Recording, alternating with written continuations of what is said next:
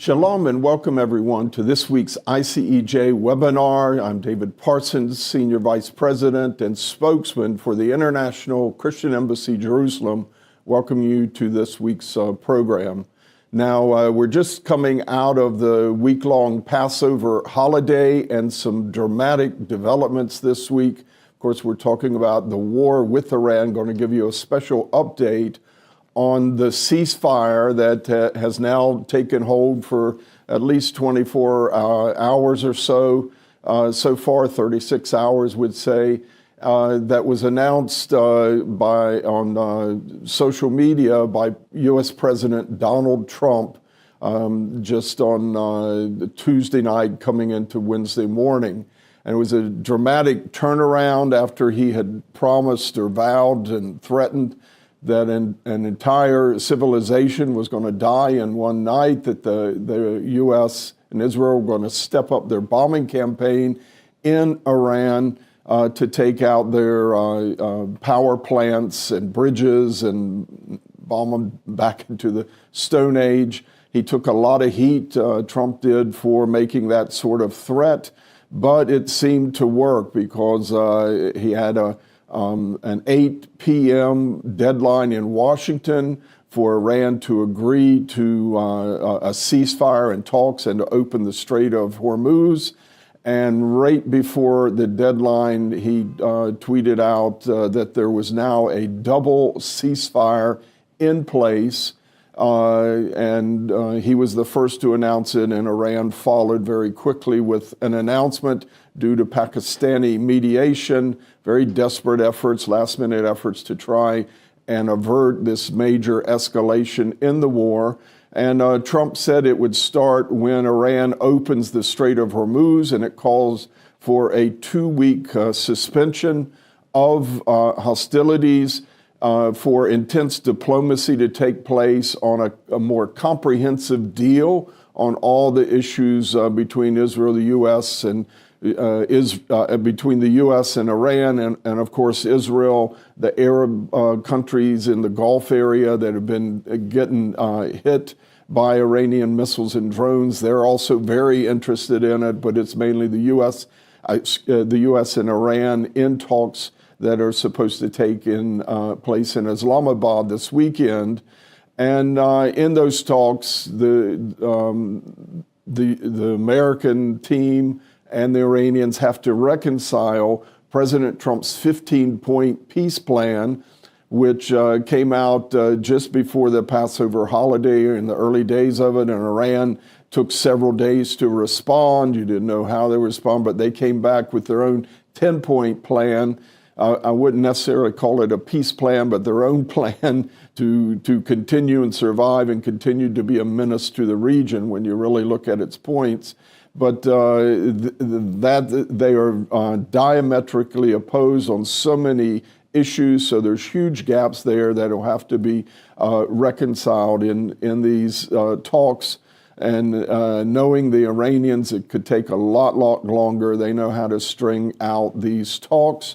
But really what's happened, we could call it, it's more dueling ceasefires. This phrase that it's a double ceasefire, that it's actually unilateral declarations by the U.S. and Israel and Iran to hold fire based on the own terms and red lines of those who are declaring it. The U.S. said, we will hold back provided the Strait of Hormuz is open, and we'll hold back for 2 weeks so talks can take place. The Iranians said that we'll hold back for these 2 weeks, but all ships through Hormuz, it took them a while to respond, but they said any ships through the Strait of Hormuz, this is this important waterway at the mouth of the Persian Gulf, the Arabian Gulf, whatever you want to call it, that where 20% of the world's oil and natural gas pass, and Iran has closed it over the 6 weeks of this war.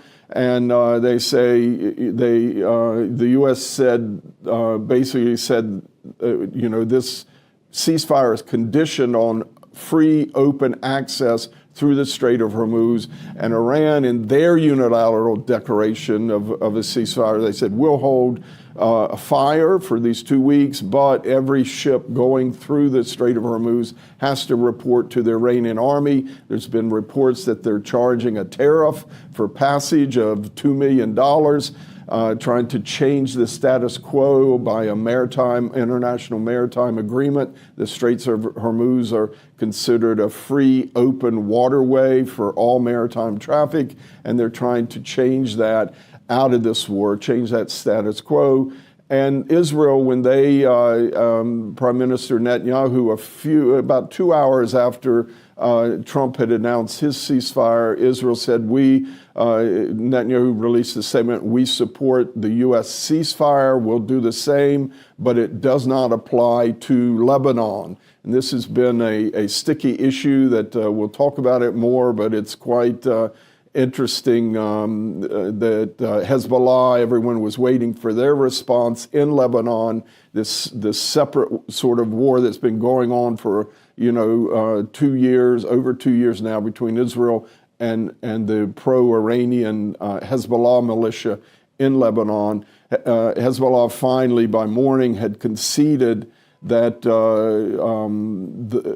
ceasefire, there was a ceasefire, but it did not apply to Lebanon. The war there was still on, and there was thousands, if not tens of thousands, of Lebanese thinking there was a ceasefire. The Iranians at least told them that, and they were trying to return to the south, to South Lebanon, where the IDF is now parked within 5 to 7 miles or so of their northern border in South Lebanon. And Hezbollah says, look, we're still in a war with Israel here in Lebanon, and do not return to the south. So Hezbollah had to concede that.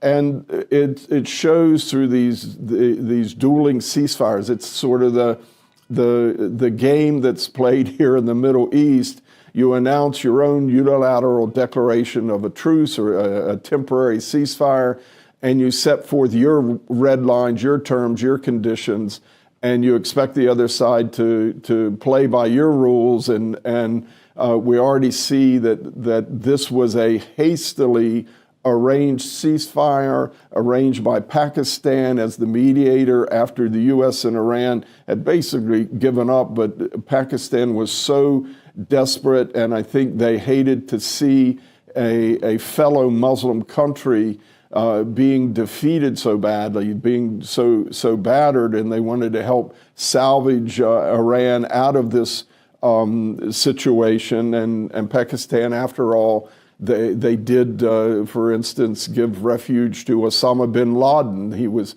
just a mile away in his hideout there in a town in Pakistan, that he was only a mile away from the police station, the regional police station in Pakistan. And Pakistani intelligence is known to have ties to all these terror militias in the Middle East. They know how to get in touch with them, and it's not like Osama bin Laden was hiding under their nose. They have the Islamic bomb. They're an important country for the whole Muslim world, and they and Turkey as well really worked hard to get this ceasefire in place. I think they also asked China. China stepped in and pressured Iran to accept this truce in order to get the Strait of Hormuz open. Of course, China and Asia in general are very dependent on the oil that comes out of the region, the Iranian, Iraqi, all the Arab Gulf states, to get that to the markets in the East. But we also have to acknowledge that Iran blinked in this instance. It's a shaky ceasefire. We can't really say who the victor is, but Iran did blink. I think the Chinese pressure was important, but the threat by President Trump was also very important in getting this ceasefire in place. And the Israeli Air Force, their bombing of the petrochemical plants in Iran and their taking out of bridges as sort of and attacks just hours before the ceasefire, U.S. and Israeli attacks on Karg Island, Iran's important oil production site on an island in the northern Persian Gulf. These were all very important in getting the Iranian regime to accept this ceasefire. And I think it's important to note here that President Trump has been dealing in both indirect through Pakistan and other mediators, but also directly. Steve Witkoff, his special Middle East envoy, is in direct contact with the foreign minister of Iran. He's an important figure because he's the only one in their leadership circles, in that hardcore leadership, who understands English well. This is why he's foreign minister for them, but also in contact with the Speaker of the Parliament, who Trump has sort of identified as someone that can follow the Venezuela model, where Maduro was removed and someone put in his place who's more subservient to Washington and what Trump wants, that he's trying to repeat that Venezuela model in Iran. But there's also the Islamic Revolutionary Guard headed by Ahmed Vahidi, the new commander, and they're hardline and they don't know English, and whatever the dynamic within that Iranian leadership in Tehran now, as battered and as really, it's messy, because even their new supreme leader, Mustafa Khamenei, there's all kinds of questions whether he's even conscious right now, or is he unconscious? Apparently, latest reports, he's agreed to this ceasefire. But, there's this really interesting dynamic of Trump talking to some of these officials and how the Revolutionary Guard came to accept this ceasefire. I think Trump's threats, the actions that were taken, the bombings of the bridges and Karg Island just before the deadline expired, saying this is a taste of what's coming, and I believe the Chinese stepping in, those were the main reasons that Iran agreed to this ceasefire.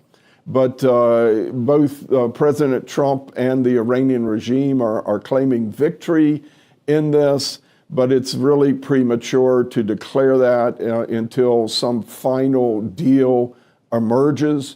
President Trump has said there's actually a real agreement, that he's suggesting this in some of his tweets just within the last couple hours, that there is a quiet deal that's already agreed to, at least on no nukes and open the Strait of Hormuz. Those are the two most important priorities for him.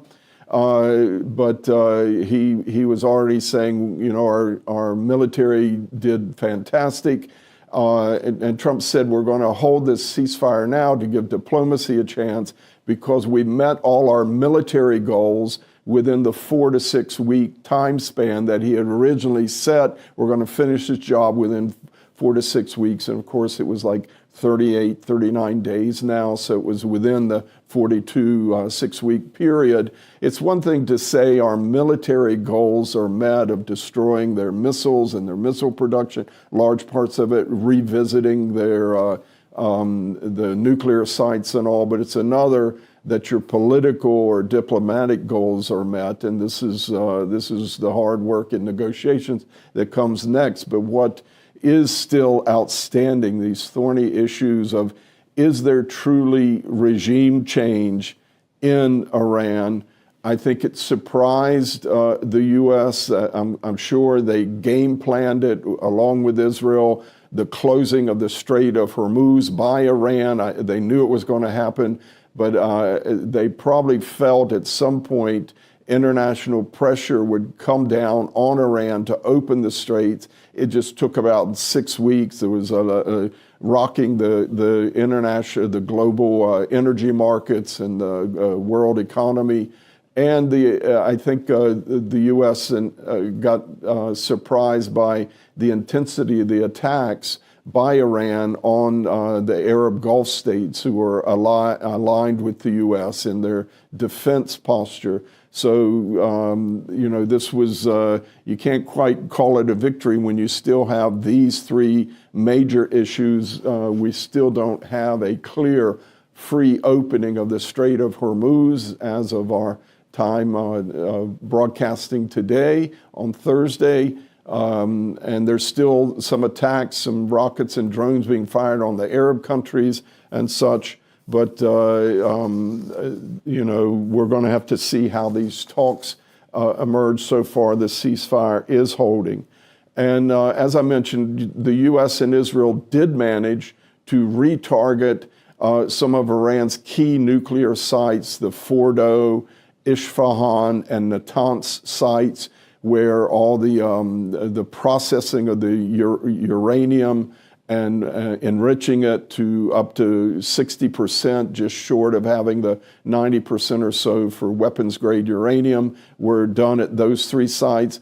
Plus, Israel in particular made sure they visited for the first time some other sites like the heavy water plant, the Iraq site, and others, where the Parchin base in Tehran, where the nuclear triggers and the designs of the warheads, Iran got caught doing that when Israel nabbed all their nuclear archives from that warehouse a few years ago, the Mossad operation. So incredible. So they have set back. I think it's more of a consensus now that Iran's nuclear program has been set back a number of years. It wasn't so clear as of the June 12-day war last June between Israel and Iran, which the U.S. then joined in Operation Midnight Hammer. But I think this time it will take a long time for Iran to reconstitute at least what it had. You could always get a bomb from Pakistan or from North Korea. This is always the threat. But as far as Iran's domestic capabilities to produce a bomb, it's been a serious setback now. There is that enriched uranium under those sites, the Natanz, Isfahan, the Fordo plant. There's also this Pickaxe Mountain that people are talking about, and whether there's stuff hidden there. But we're in a much better place now on that nuclear issue. The U.S. and Israel also managed to deplete Iran's missile stockpile, or at least 70, some say 80, 85%. They may have about 1,000 missiles left with a range to attack as far as Israel. But they took out most of their launchers, their missiles, their launchers, whether it was they were shooting them and expending them, or destroyed on the ground, or they're trapped underground. Their launchers, and also the production facilities, where they manufacture, and the fuel, how they process the fuel to give the rockets their boost. That's been seriously depleted. They decapitated the leadership and weakened the regime. Whether it's really a regime change, we'll have to see. So far, the hardliners still have a real say in what's happening. So we can't really say that yet. And for Israel, regime change, it really means that whoever is ruling in Tehran loses their obsession to destroy the Jewish state. They lose this irrational hatred and drive, even at the cost of bankrupting and blowing up their own country of Iran. They don't care. They just want to destroy Israel. And for Israel, that's when real regime change comes, and that hasn't come yet. But I would say this 30-some day war now has been a big blow to jihadi elements and jihadi forces around the world, not just the Shiites, the Houthis in Yemen, the Hezbollah, Hamas here in this region, and especially Iran's ability to resupply them right now. It's a big setback. and even for Sunni jihad forces, there's a sense that they're on their heels now. The U.S. was even attacking some of the jihadists in northern Nigeria. They've had to divert attention to this, but we have a president in place who's not willing to allow jihadist elements to have free reign around the world right now. Meanwhile, as far as what Iran was able to accomplish, they were able to cast fear across the region. I would note on this that none of the Arab countries that were attacked, I think there was 12, 14 countries in the region and all that suffered missile attacks. Some of them, like Turkey, there were 3 or 4. They're never going to attack Iran. They're radical Islamists themselves, Erdogan and president of Turkey. But when you look at, say, the United Arab Emirates and Saudi Arabia especially, who have large militaries, none of these countries, Bahrain, Qatar, they're not going to do it. Kuwait is so small and vulnerable that none of them retaliated. None of them did any offensive actions to attack Iran back, and that's the fear they still have. They were allowing the U.S. to use their territory as bases and ensure they were defending themselves from missile and drone attacks, but none of them really went on the offensive to give a little payback to Iran for what it had done. And Iran was able to really shake the global energy markets, the stock markets, by closing the Straits of Tehran, and also by attacking the oil and gas facilities in these Arab countries. So they know they have leverage, and that has to be broken. As part of these talks, something has to happen to make sure Iran is not able to threaten those markets again. And this war has also left both Israel and these Arab allies of the U.S. more dependent than ever on the United States, and especially one person, President Donald Trump. Whatever he says sort of has to go. He says, we want a ceasefire. Largely, I think, for domestic political reasons. They have the midterms coming up in Congress in November, elections that Trump still has 2 years left in office after that. And if the Democrats win control of one or both the houses of Congress, either the House of Representatives or the Senate, it's going to block Trump's agenda in the last 2 years of his last term as president. So so he has his own domestic reasons for wanting a ceasefire right now. They've all had to, especially Israel, has to play along with it. And this all starts with these negotiations that are coming up in Islamabad. Some reports said Friday, but now it looks like it'll be Saturday when they start. And this is where they have to reconcile President Trump's 15-point peace plan that he issued. And this plan, he seems to have suggested no one really has the real plan, and what he's been talking to these Iranian figures, these Iranian leaders he's talking to, no one really has the exact plan, but this is what sort of a synopsis of what's been reported in the media. I think it's fairly accurate when we look at it. Among the 15 points, I've sort of summarized them here, that a general area nuclear disarmament, that they have to dismantle all their nuclear sites, their nuclear enrichment, anything dealing with their nuclear program. They have to have a pledge of no, they will not develop nuclear weapons. This fatwa, we've already learned on our webinars a few weeks ago from Yigar Carmona memory that it's a fiction. There is no fatwa by Ayatollah Khamenei that Iran won't pursue nuclear weapons. It's a fabrication. There never was one. They still talk about it, but it is a myth. So they need to make a sure pledge, a guarantee, no nukes, no right to enrichment, no enrichment activities of uranium in Iran, and they need to hand over all that enriched uranium. It's around 440 some kilos, enough to make up to 11 bombs that is buried probably under Fordo or Natanz, and maybe in this Pixac mountain. If they move some of it there, wherever it is, it has to be handed over and taken out of Iran.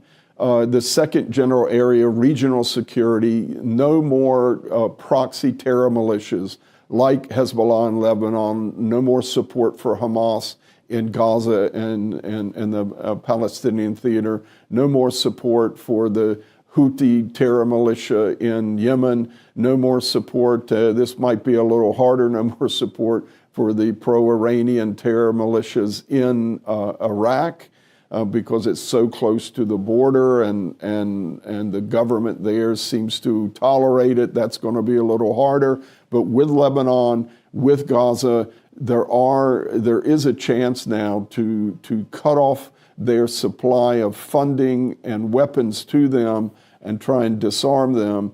And so the U.S. insisting no more support for these proxy militias, and they want limits on the number and the range of the Iranian ballistic missiles, that their program has to be curtailed. They can't have these huge stockpiles and this ability to make their own weapons. I tell you, these cluster weapons in particular have been a problem for Israel, and hopefully there's a way to ban that in future. The U.S. is also seeking, open. They're open to economic relief. Trump actually has an incentive in his 15-point peace plan, put a couple provisions in there for economic relief for Iran.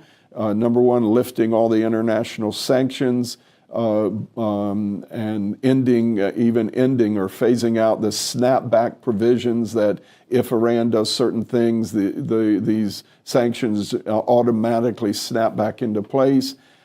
And also offering help with a civilian nuclear program. We'll enrich some uranium somewhere else to 2, 3, 5, 10%. If you want to do some medical experiments and radiation treatment, whatever, you can do that, but we'll help with it, just as there already is Russian help with the Bushehr nuclear plant there in southern Iran for decades now. It's proven fairly safe and reliable so far that the Russians take the rods, put them in the power plant. It powers up, gives them electricity, and when they're spent, they take them out, bring in new ones, and all of that is accounted for. It's better if the U.S. is handling that, and they're offering that to Iran. But this point of free access through the Strait of Hormuz, this is a major sticking point.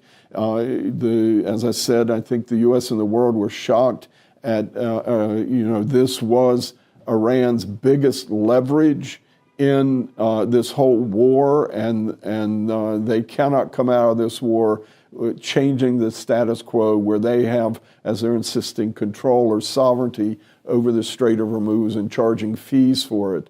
And now President Trump insists that this new Iranian regime, the regime change, the Speaker of the Parliament, the Foreign Minister, whoever else, that they have already agreed to most of these points in the talks they held while the war was going on. Contacts were still being held. He just tweeted this morning that he's insisting on, quote, unquote, the real agreement. It's already done, and they need to stick to it. And it includes his top priorities: free access through the Strait of Hormuz for everyone, and no nukes. He insists they already agreed to this, and we'll see if this comes out in the talks. So he's holding his line. Meanwhile, Iran released a 10-point plan. There's been different versions of it in the media. They leaked it to some of the Arab and Middle Eastern media outlets. and it's unclear. There is a language barrier problem here. The Iranians speak Farsi, and there's Arabic and Pakistani language involved, much less English. And some of the versions of Iran's 10-point plans that are out there are very different than the ones circulating in English in the West that were leaked to some of the Western press. But as we go through this quickly, first they want ironclad security guarantees of a permanent pledge of non-aggression by America and its allies, whether it's Israel, the Arab Gulf states, non-aggression against Iran now and forevermore. That's how you give that guarantee. You got to have, build some trust between each other, and we'll see how they try to handle that. The control of the Strait of Hormuz. Iran is coming out of this war and saying the price the world has to pay is that we, the Iranians, have full control. They were already talking to Oman, which is the other country on the other side of the Strait of Hormuz, talking to them about, maybe sharing the transit fees. Oman has said, no, there's an international maritime agreement that says the Strait of Hormuz is a free and open waterway, and we can't do this. But they want to make money off the Hormuz and actually claim it for themselves, much like Egypt is in control of the Suez Canal. But it's always been an international waterway and even treated that way in international treaties. They also want the U.S.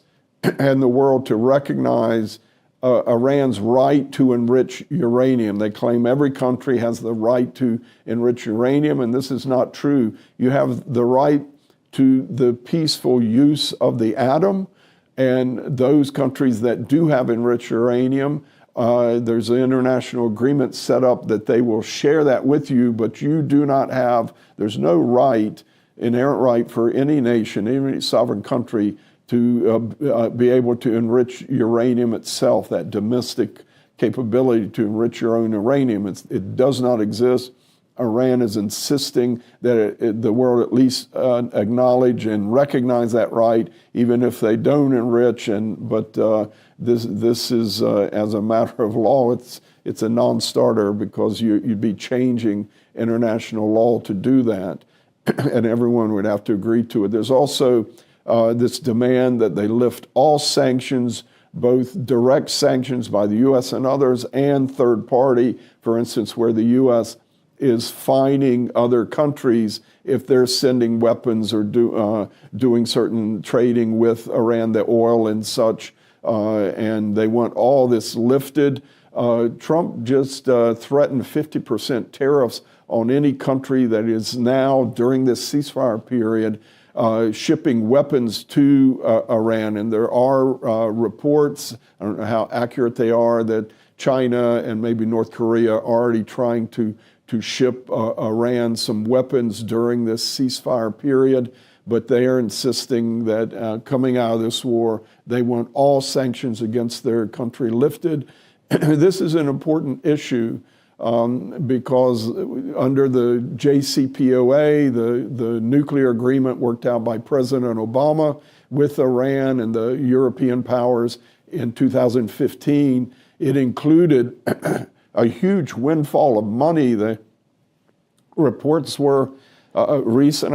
I saw someone who said that the federal government, the Treasury, went and to all the banks in the Washington, D.C. area, in Northern Virginia, all through Maryland, and in D.C., and they withdrew all their cash and they put it on these pallets, stacked them up, and sent them on a plane to Iran. It was like $1.4 billion, and that immediately went out to buy weapons and fund their proxy militias. That whatever the lifting of sanctions and whatever happens here, I know Trump wants to give Iran an incentive that they can start rebuilding their country from the tremendous damage that has been done, but you have to be very careful and make sure this regime even if it's a new regime, a regime change, it isn't pouring all this money and gets a big windfall that goes right back into more weapons.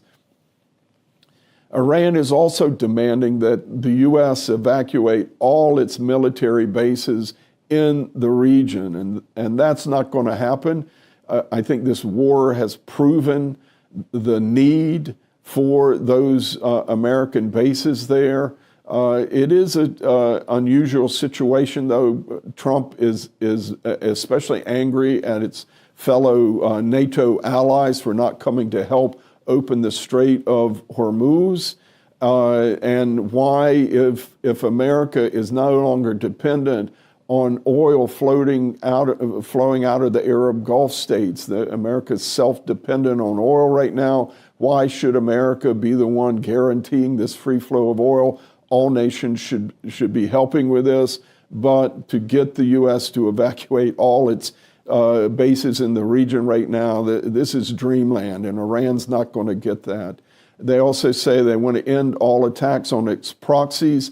I think it's very important that the U.S. agreed that the Lebanon theater is not part of this ceasefire right now, sending a signal that the U.S. is determined to separate Iran from these regional proxies, particularly Hezbollah and Hamas. I think Washington owes it to Israel, all the countries in the world that were impacted by this war, none of the NATO allies, even the Arab states being pounded every day, none of them went on the offensive against Iran except Israel. Israel stood by, put their troops at risk, and had their own incentive to do it, of course, because Iran has been so bent on destroying Israel. But the U.S. owes it to Israel to at least separate out Hezbollah and Hamas, and let's throw the Houthis in there down in Yemen, because they've been firing at Israel as well.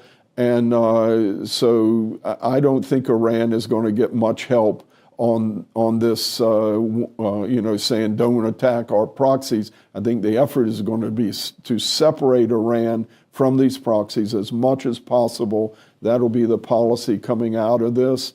And Iran also wants reparations. They want compensation for all the damage. They want all their assets unfrozen. This was done in the agreement, the nuclear agreement in 2015. It backfired on us. This is going to, I think it's another dream to think that the U.S. is going to pay Iran money for the damage that has been caused. Iran brought this on itself. But Trump is interested in giving them some sort of economic incentive to rebuild their own country, and that is going to be the real test. Whether anything you give them, are they going to just use it for military purposes to threaten its neighbors, or will it be used to rebuild the nation? They also want to rescind all UN Security Council and the International Atomic Energy Agency, all these resolutions against Iran. There may be some movement in that, but that has to be at the United Nations. And then they also want a new UN Security Council resolution that makes the deal they're trying to make with the U.S. binding on all nations. And, we may see something that tries to catch a lot of this, but we'll see. I think the immediate priorities for Israel, as we start winding up here, are a quick look at this 6-week war and now this fragile temporary ceasefire. Israel, it's very important that they continue these efforts to weaken and disarm Hamas and Hezbollah. There's a whole separate deal going on in Gaza. Even while this war was going on, Hamas has been handed by the International Board of Peace a demand that it give up its weapons in Gaza. That whole process is going on separate from the dealings with Iran. I think Lebanon needs to be separated out. The French are involved, the U.S., the Saudis, and the Lebanese government about what happens with Hezbollah to make the Lebanese theater part of the talks going on in Islamabad. I think it was very important that even Vice President J.D. Vance, because of he even said the misunderstandings on this issue, that there is no ceasefire in Lebanon right now, and Iran is still insisting on it. The U.S. has to separate out the issue of Lebanon's future from the talks in Islamabad, because Iran should have no say in Lebanon's future, period. And J.D. Vance did say, look, Lebanon has nothing to do with Iran, and that's the way it should be. And I think another priority for Israel is that there will be no windfalls to the Iranian regime that allow them to rebuild and resupply Hamas, Hezbollah, the Houthis, and others. And I think Israel, the enemy found another little chink in the armor, these ballistic missiles from Iran that come for over 1,000 miles way up in the atmosphere, and as they come down, the warhead breaks up into these smaller cluster munitions, cluster bombs. They can blow up cars, they can blow up buildings, and you can't shoot them all down with the Iron Dome or the Arrow 3, the David Sling. So they need to deploy as quickly as possible, and hopefully it can handle this certain threat, the Iron Beam laser defense system, which should be able to identify and take out some of these cluster munitions as they come down. When you have 20 or 30 of them coming down at once, it's hard to take them all out. They did not, they ended up doing a lot of damage, but very few lives. If you're in a shelter, a bomb shelter, there's not much threat. Everyone has survived that, but it is a chink in the armor that Israel's immediate priority is to try and find an answer to this, because Iran is going to just put bigger and bigger explosives in this cluster munition warheads that will do even more damage. So that has to be closed. For the U.S., I think Trump is very set on absolutely draining Iran of any nuclear capabilities, saying no nukes, pledge is not enough, you got to dismantle what you have, you got to hand over the enriched uranium, and make that ironclad guarantees they can't have it. And he wants the Strait of Hormuz open, and probably wants those who use it, Europe, Asia, other countries that depend on the oil that comes out of the Persian Gulf, they need to be involved in making sure that strait is open. Everyone needs to get behind it, opposing Iran's demand to take it over. So far, a lot of these nations are saying they'll do it, but will they put their muscle behind it and actually threaten Iran if they try and continue to impede access to the straits? I think for the Arabs, they're going to have to find an alternate route from the Strait of Hormuz, other ways to get oil to the markets. Saudi Arabia does have a pipeline, an east-west pipeline that comes out on the Red Sea. It has a capability to pump up to 7 million barrels a day, I believe it is, which is about 1/3 of what goes through the Persian Gulf right now on tankers.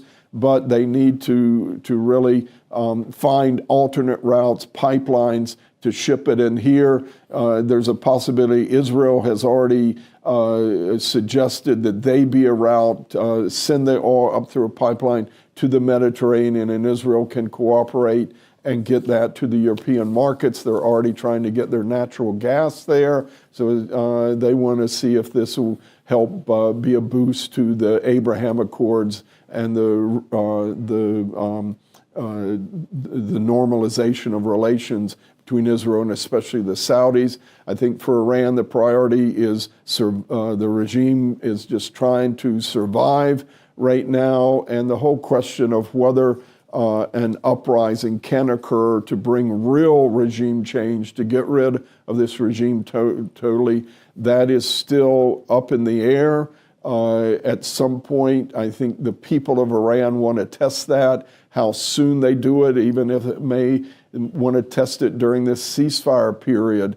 But the last time we saw it, they killed, some say 35,000, maybe 45,000 people in the streets, protesters, just slaughtered them, and whether they've been weakened enough and they're afraid enough of the people, we'll have to see. But their goal right now is to survive all these demands. We'll see how it plays out in Islamabad, but I will end by saying this ceasefire is shaky, and most of the Israeli and American analysts and even officials behind the scenes are saying it is very likely this war will resume, whether the ceasefire lasts 2 weeks, maybe there's some extensions, but at some point it's going to take even harder blows, the kind that Trump was threatening, to bring the regime in Iran down, because they do not see them agreeing to some of these demands of the U.S. So that's our Iran war update, and we'll be back next week with another exciting show here on the ICEJ webinar series. I bless you from Jerusalem. Thank you for joining us today. Join us again next Thursday at 3 p.m. Be sure to subscribe and follow us on our social media platforms for more exclusive